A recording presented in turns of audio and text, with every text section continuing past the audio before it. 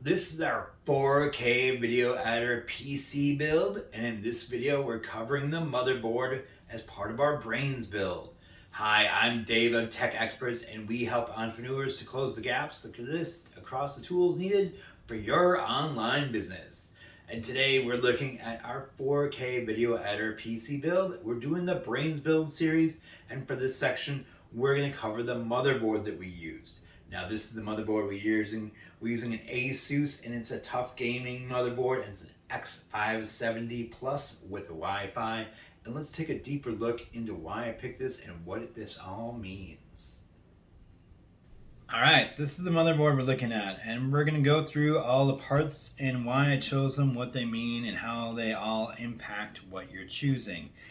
Now we bought a higher end board here. It is an Asus TUF Gaming, and it's an X750 Plus with Wi-Fi on it. We'll cover the Wi-Fi in a moment. But the first thing we're looking at is our processor socket style, right? So the socket is determined by what processor you have, and this will support the AMD4 processor in here. And that's what we have. We have an AMD Ryzen 9 5900X for our processor, and it runs an AM for the socket style. Now these sockets are generally backwards compatible on the AMD side, so if you put a 3 or a 2 in here, they'll generally work, but double check your manufacturer to make sure they do. And that's really the first thing you're going to look at to determine everything else. It has to be compatible or it won't matter. So the next thing I'm looking at is my memory, and here we're going to do, we have 4 slots, and they come in pairs for that, and that's cool for me. I like that. I wanted 4 so I don't have to put in 2 and then take them out and replace them with 2 other ones later on. If I wanted to expand, I can just add 2 more on. So we're going to start out with 2 16s, and that'll give me 32 gigs. And then if I wanted to add on 2 more 16s or 2 more 32s later, I can do that. I could even do 2 8s if I wanted to step them down to that and just boost it a little bit. Now the thing to remember with these is there is a chipset style to it, so how the chip is laid out, the RAM stick. And these are what they call DDR4. That is the style this is. And then there's a speed to that, so the style is DDR4. The speed is going to be 3200, and you can determine that based upon your motherboard. It'll tell you what speed you can use. It'll also probably recommend which actual versions they like with it. So we are good with the Corsair ones. And then it's the size. So there'll be like 8s, 16s, 32s, 64s are generally the size categories for most RAM. And you'll want to populate it in paired sets. So the first gray ones and then the 2 black ones.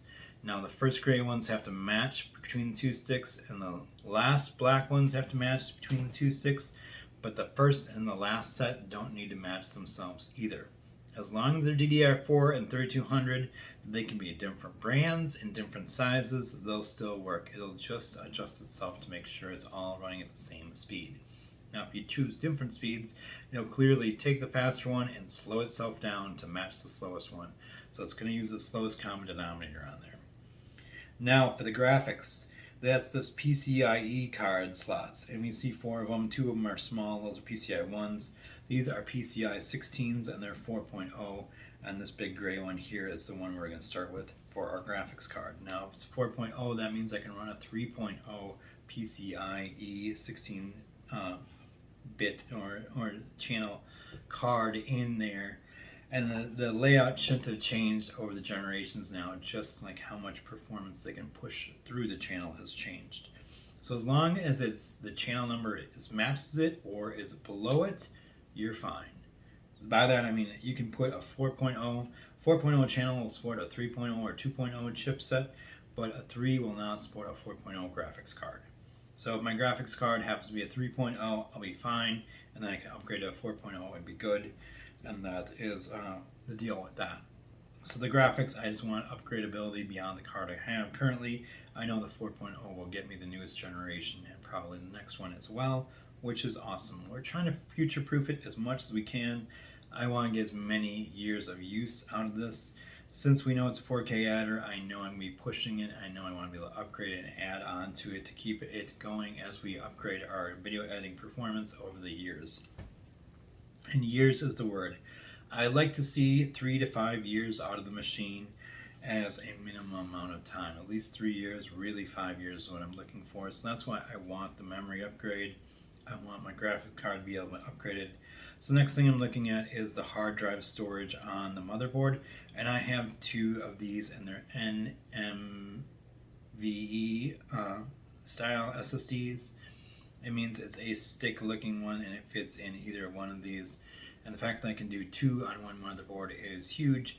And these are super fast, so they'll let your operating system boot up really quick and all your applications run really fast because it doesn't have to go through anything else. It goes directly into the motherboard.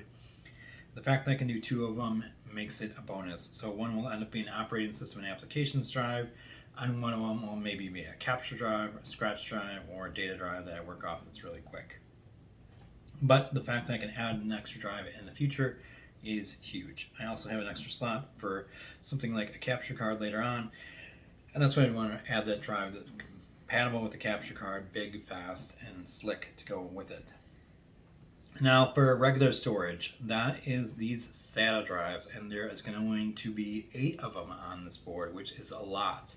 But that is great because that means I can put on hard drives as well as things like a DVD ROM, or a CD burner, or a Blu-ray burner, or a Blu-ray drive in there and not have a problem, right?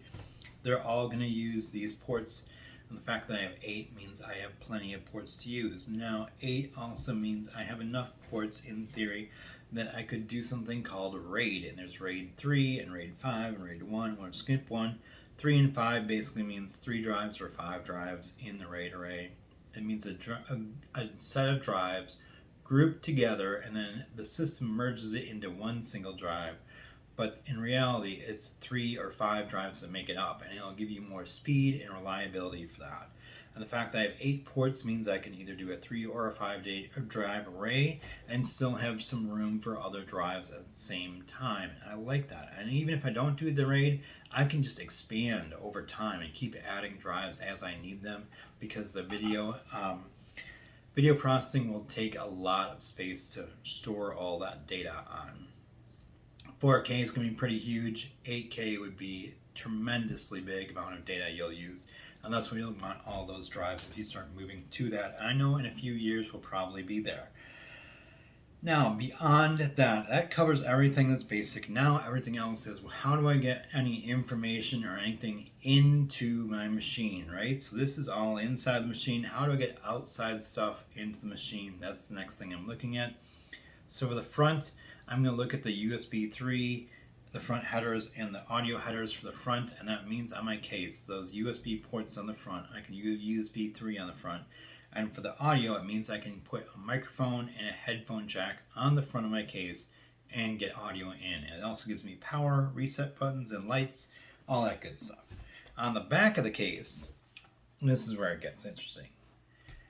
On the back of the case, this is something you'll want to consider before you do it. Like, figure out how many devices you might think you might actually, in reality, really connect, because you may use more than you expect. And that may affect how you choose things, right? So I chose the Wi-Fi to be built in and on board because it means I don't have to use one of my ports then for that. I want to be able to use Wi-Fi to do a couple things. Print to my printer and cast out to my TV. If I want to review a video on a big TV, I can do it that way. Now I also have a full gigabit Ethernet connection, and then I have 2 fast USB connections. So those can be things like external hard drives I'm attaching. If I want big storage or big backup, I can plug those in there and it'll be quick to back up to it, and that's huge. Now over here, I'm going to do the first 2 I'm going to use for a keyboard and mouse. The third one on the top here is the old school PS2 keyboard mouse combo drive. Now these 2 here, those are 2 more USB drives. I'm going to use one for a webcam and one for a USB based audio microphone. The bottom one is a USB-C, so that's a phone or any other cool like device that's newer and uses that super fast connection is there. And then I have two graphics outputs, DisplayPort and HDMI. So like if I want to hook up a TV or an extra monitor out of it and not be using the graphics card, I can do that. And then for audio, I've got the full spectrum. I've got a line audio in, which means if I'm mixing more than one mic through a little mixer, I can do that. I've got a regular mic in, regular speakers out. I've also got surround sound speakers and a subwoofer out, and I can also do a sound bar out of it using the optical cable. Now that's most of the stuff on the motherboard. The only other things I'm looking for, and they're just kind of like bonus add-ons, is good cooling here, plenty of power for my chip, plenty of power for my motherboard, and plenty of fan connectors on there. Those are the things I'm kind of looking for as bonus items. These two here brackets are my standard brackets for mounting my cooler for the AMD. Now, if I'm running an Intel, I may be changing these, especially if I'm using an aftermarket cooler, a liquid cooler, or an air cooler. You would just unscrew these two, take the back plate, which is the plate of the back, off, put the new back plate it provides on, and then screw on their style of bracket mountings.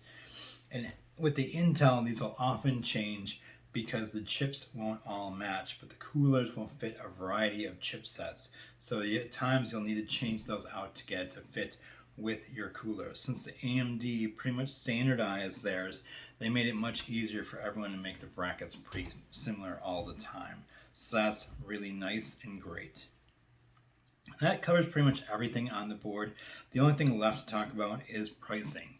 Now, this is not an inexpensive board by any means. This is more of a premium high-end board with lots of connections, which is one of the things I wanted, and a lot of upgradability, right? I said I wanted to be able to get 3 to 5 years out of it.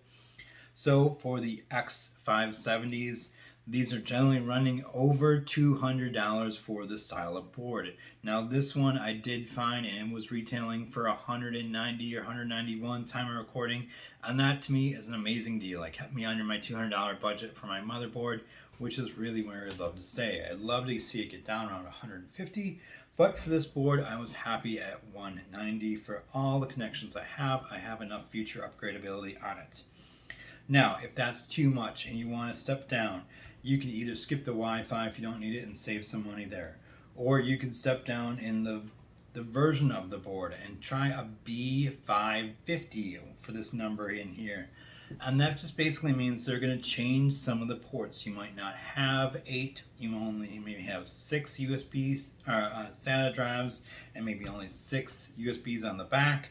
But that'll save you some money then that way and still give you money for an upgrade. Like I said, the big things for me to look at are how much memory can I put in?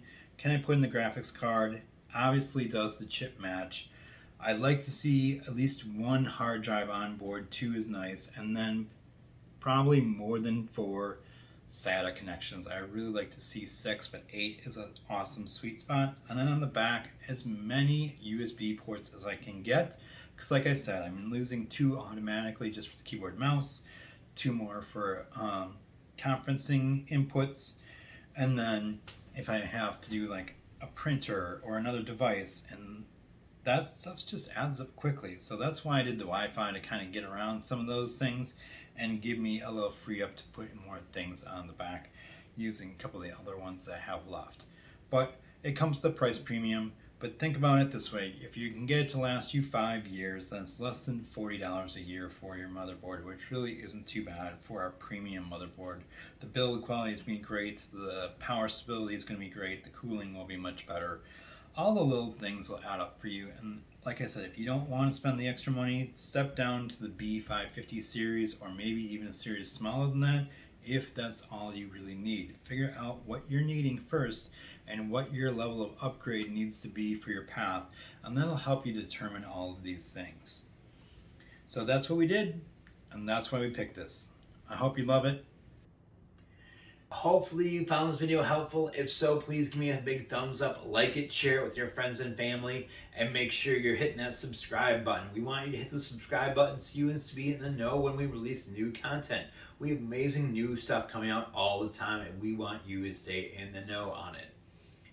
Now, if you found this video cool, please check out the show's description for me. We have links to a bunch of the other videos, as well as links to all the products, including this motherboard in there. Now, these links will be affiliate links for the products, but that just pays us a small commission. That commission helps us continue to make amazing and new content, such as the How Do I guides, the tech tips, and the reviews we have.